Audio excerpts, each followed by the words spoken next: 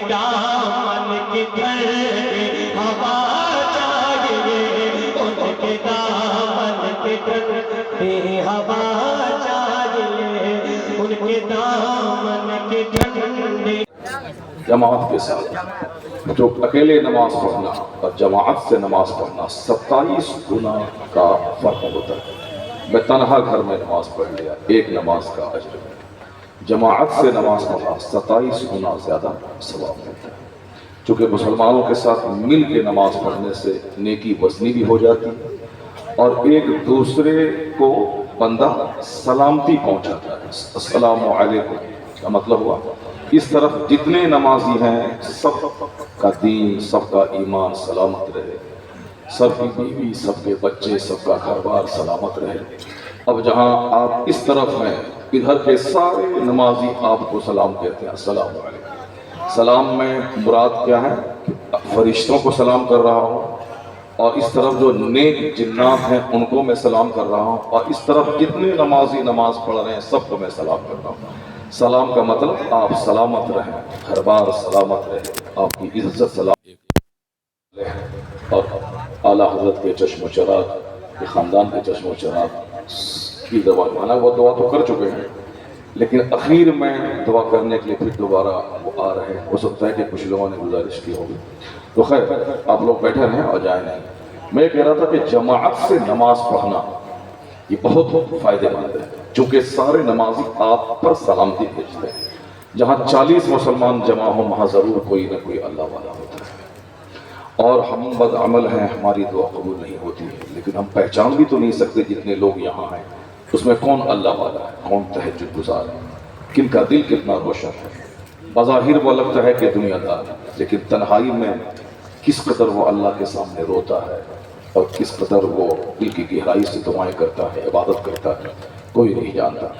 اس لیے ہر کسی کو بھی اپنے جیسا نہیں سمجھنا چاہیے، اپنے سے بہتر سب کو سمجھنا چاہیے۔ جہاں 40 علماء رہیں ضرور کوئی نہ کوئی اللہ والا خدا رسیدہ ہوتا ہے۔ یہ موقع کب ملتا ہے؟ یا تو جماعت میں کہ کثیر تعداد میں لوگوں کے ساتھ میں شریک ہوں، اور دوسرا ایک بڑا موقع ملتا ہے اسی طرح جلسے جلوس میں، جہاں کثرت سے مسلمان آتے ہیں۔ ہمارے نزدیک وہ غریب ہے، وہ فقیر ہے، وہ کالا ہے، اور اللہ کے نزدیک کتنا اس کا بڑا مقام ہے۔ حضور فرماتے ہیں کہ بہت سارے لوگ جن کے سر پہ گرد و غبار ہے، جس کا لباس اتنا عمدہ نہیں ہے کہ تم اپنے دروازے پہ کھڑا ہونے دو، مدفوع بالابواب، تم دروازے سے دھکے دے کے نکال دیتے ہو، یہ اتنا بظاہر غلیظ دکھنے والا، گرد و غبار والا، پھٹے کپڑے والا، یہ میں دروازے پر کیوں کھڑا، میری شان کے خلاف ہے۔ تو حضور کہتے ہیں کہ لیکن اللہ کے نزدیک ان کا اتنا بڑا مقام ہوتا ہے، لو اقسم علی اللہ لابر، اگر اللہ کے بھروسے وہ قسم کھا لے تو اللہ اس کی قسم پوری کر دیتا ہے۔ کیا مطلب؟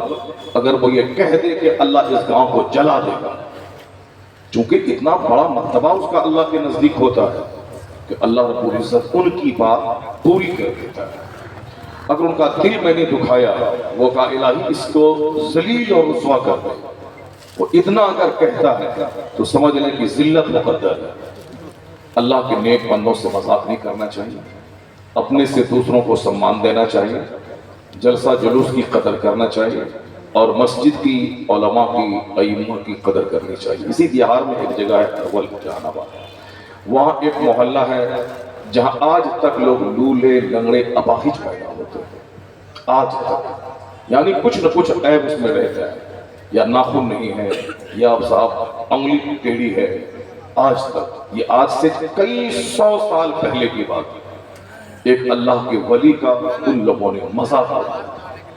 اللہ کے ولی آبادی سے دور دریا کے کنارے ایک چھوٹی سی کٹیا بنا کے عبادت کرتے تھے تاکہ مجھ سے دوسروں کو تکلیف نہ پہنچے اور دوسروں کی وجہ سے میری عبادت میں خلل نہ ہو، اس لیے وہ دریا کے کنارے ایک کٹیا بنا کے نماز پڑھتے تھے۔ جو لوگ ان کو جانتے تھے ان کی بڑی عزت کرتے تھے، ہاتھ پاؤں چومتے تھے، دعا کے لیے آتے تھے، بڑی عزت تھی۔ کچھ لوگوں کو ان کی عزت اچھی نہیں لگتی تھی۔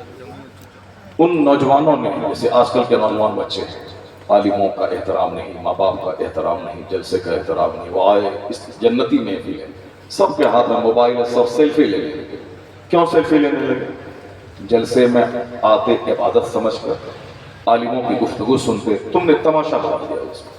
और ये तमाशा क्या होगा, 2 दिन के बाद डिलीट कर देंगे आप।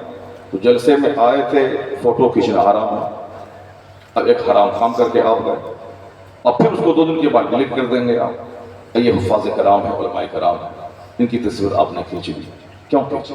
ये स्टूडियो है, फिल्म बना रहे हैं आप, फिल्मी एक्टर की तरह आप यहाँ आकर के आए, ऐसे किया, चल दिए। गुफ्तगू कौन सुनेगा, नात कौन सुनेगा? सारी दुनिया तो परेशान है ही मोबाइल के पीछे। कम से कम 2-4 घंटे यहाँ मोबाइल से हट के अपने दिल को मरने से बचाने का प्रयास करना चाहिए। आज जब नींद की कमी हो गई दुनिया में, तो डॉक्टर कहते हैं कि 5 घंटे की नींद लीजिए और इलेक्ट्रॉनिक सामान को अपने से दूर रखिए।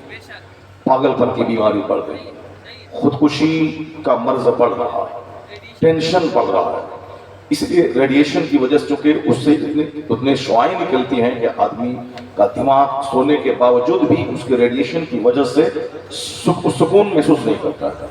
इसे डॉक्टर कहते हैं कि दूसरे कमरे में इलेक्ट्रॉनिक सामान, लैपटॉप, कंप्यूटर, मोबाइल सब वहां छोड़, अपने सोने वाले कमरे में बिल्कुल अंधेरा रहे और कोई ये सब सामान ना रहे, तब गहरी नींद आएगी। तो 4 घंटे की गहरी नींद दिन भर आपको रिफ्रेशमेंट दे देगी, ताजगी दे देगी। तो कम से कम प्रैक्टिस कीजिए, जब मस्जिद जाइए मोबाइल घर में छोड़ दें, जब जलसे में आइए मोबाइल घर में छोड़ दें।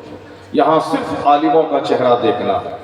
बुजुर्गों ने कहा है कि आलिमों का चेहरा देखने से दिल में नूर पैदा होता है, सीने का जंग दूर होता है, सीने में जो घमंड है कि मैं कुछ हूं, जिस घमंड ने समाज का सुकून आज छीन लिया। हर आदमी बड़ा बनना चाहता है, जिसके पास कुछ नहीं है वो भी समझता है कि हमसे बड़ा कोई नहीं, हम उनको सलाम क्यों करें, हम उनके पास क्यों जाएं, हम उनको बड़ा क्यों मानें। हर आदमी अपने आप में बड़ा है। यही वजह है कि मोहब्बत समाज में अब नहीं है। तो ये घमंड ने समाज से सुकून को छीन लिया। कोई किसी को सलामी नहीं करता, हम उससे बड़े हैं, वो हमको सलाम करेगा। हालांकि तरीका है कि सलाम में जो पहल करेगा उसको 90 नेकी मिलेगी, और जो सलाम का जवाब देगा उसको सिर्फ 10 नेकी मिलेगी। जो जवाब देगा सिर्फ 10 नेकी मिलेगी, और जो सलाम में पहल करेगा उसको 90 नेकी। और सलाम करने के लिए वजू जरूरी नहीं, सलाम करने के लिए पाक होना जरूरी नहीं। यानी आदमी इस कदर सस्ती नेकी वो कमा सकता है कि जब भी नजर पड़े किसी मुसलमान पे, अपनी तरफ से सलाम में पहल करे। शौहर अपनी बीवी को सलाम करे, माँ बाप चाहें तो औलाद को तरगीब देने के लिए अपनी तरफ से सलाम में पहल कर दें, ताकि बच्चों को सलाम में पहल करने की आदत लग जाए। वेट नहीं करें कि सलाम करें। इमाम साहब की उम्र छोटी है, आपकी उम्र 80 साल की है, आप इंतजार ना करें कि उनको सलाम करें, बल्कि अपनी तरफ से पहल करें और इनको अपने से सुपीरियर इसलिए समझें कि बुजुर्गी उम्र की वजह से नहीं होती है, बुजुर्गी इल्म और तक़वा की वजह से होती है। किताब में आया है कि 18 साल का जवान अगर आलिम हो गया हो तो 80 साल के बूढ़े पर लाजिम है कि उनके आगे आगे नहीं चले। तो वहां उम्र का एहतराम नहीं, इल्म का एहतराम। घमंड, सबका चेहरा काला हो गया, कोई मस्जिद में एक दूसरे को सम्मान नहीं देना चाहता, सब जुमा के दिन चिल्लाता है काम बड़ा, एक दूसरे को देखना नहीं चाहता, ये मौलाना, ये बड़े हैं। घमंड ने चेहरा काला कर दिया, हमारे दिल को उजाड़ दिया और समाज से मोहब्बतों को छीन लिया। बीवी कहती है मैं शौहर को सलाम करके क्यों डाउन हो जाऊं, ये करेगा। शौहर कहता है ये मेरी बीवी मेरे घर में रहती है, मेरा खाती है, ये मुझको सलाम करेगी। तो अब दोनों एक बिल्कुल ठसक में है, न मैं झुकूंगा न मैं झुकूंगी। अब 10 साल हो गए, कोई किसी को सलाम नहीं, वो क्यों नहीं करेगी, वो मेरी बीवी है। वो कहती है ये शौहर क्यों नहीं करेगा, मुसलमान तो किसी को भी सलाम में पहल कर सकता है। तो जहां नफ्स आएगा, घमंड आएगा, यही हाल होगा, लड़ाई झगड़ा इंतशार तलाश। लेकिन जहां हुजूर बीच में आ गए तो मैं कहां बड़ा हूं, आकाए दो जहां सलाम तो अपने घर में दाखिल होते बीवी को सलाम करते थे, इसलिए मैं हुजूर की सुन्नत समझकर घर वालों को सलाम करूं।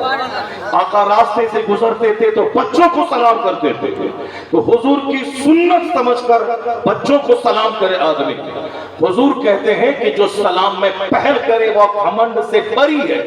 تو حضور کے اس فرمان پہ عمل کرتے ہوئے میں سلام میں پہل کروں گا. حضور سے ہٹ کے سوچیں گے تو رنگ کا غرور، نسل کا غرور، دولت کا غرور، کپڑے کا غرور، گاڑی کا غرور یہ تباہ و برباد کر دے گا. اور جہاں حضور پہ نظر رہی تو سارا گھمنڈ مٹ جائے گا، عاجزی، خاکساری، برکتیں پیدا ہو جائے گی. اس لیے ہمیشہ زندگی کے ہر پیریڈ میں، ہر ڈائریکشن میں حضور کو نگاہ کے سامنے رکھیں کہ اس تعلق سے سرکار نے کیا کہا، آقا نے کیا کہا. آقا علیہ السلام کے ایک حدیث میں پڑھتا ہوں. سرکار کہتے ہیں کہ ادخال السرور فی قلب المومن احب الاعمال الی اللہ. حضور کہتے ہیں کہ تمام کاموں میں سب سے زیادہ پسندیدہ اللہ کو یہ کام ہے کہ ایک مومن کے دل کو خوشی دے دیا جائے. اس حدیث پاک کو غور سے سنیے. سرکار نے کیا کہا؟ ادخال السرور، یعنی کسی مومن کے دل میں خوشی داخل کر دینا یہ اللہ کے نزدیک بہت پسندیدہ ہے. مومن کے دل کو خوش. اور آج کے حالات کا آپ جائزہ لیں. ہر آدمی ایک دوسرے کو اپنے سے کشٹ پہنچاتا ہے. یا تو ان کا نام بگاڑ کے کشٹ پہنچاتا ہے، یا ان کی بات نہ سن کے کشٹ پہنچاتا ہے، یا ان کے بیمار پڑنے کے بعد نہ دیکھ کے کشٹ پہنچاتا ہے، یا ان کی غیبت شکایت کر کے کشٹ پہنچاتا ہے، یا مہمان کوئی آیا یہ اٹھ کے ان کا استقبال نہیں کیا، آنے والے کا دل چھوٹا ہو گیا، اس طریقے سے غرور کر کے کشٹ پہنچایا. جبکہ حضور فرماتے ہیں کہ جب مہمان آئے تو استقبال کرو، اور جب جانے لگے تو دور تک ان کو چھوڑنے کے لیے جاؤ، دروازے تک ان کو چھوڑنے کے لیے جاؤ. بات بہت چھوٹی ہے لیکن دل جیتنے کا بہت بڑا نسخہ ہے یہ. اگر آپ نے کسی سے ملاقات کیا، چہرہ آپ کا غصے سے تمتمایا، ساری زندگی وہ آپ سے نہ ملنے کی قسم کھائے. اللہ کرے کہ منحوس کا چہرہ میں دوبارہ نہیں دیکھوں. اللہ کرے کہ دوبارہ ان سے کوئی میرا کام نہیں پڑے. چونکہ یہ آدمی غصے سے ملتا ہے، لیکن جو مسکرا کے ملتا ہے، چہرہ کھلا کے ملتا ہے، مسکرا کے ملتا ہے، مصافحہ کیا تھوڑا سا لپک کے مصافحہ کیا، استقبال کیا تھوڑا سا قدم تیز کر کے استقبال کیا، اس سے کچھ نہیں ہوتا مگر آدمی کا دل زندگی بھر کے لیے وہ شخص جیت لیتا ہے. انہوں نے مجھ کو عزت کی، دوڑ کے میرا استقبال کیا. انہوں نے ہاتھ پہلے بڑھا کے استقبال کیا، اور جلدی ہاتھ چھینا نہیں جب تک کہ میں اپنے ہاتھ کو ان سے الگ نہیں کیا.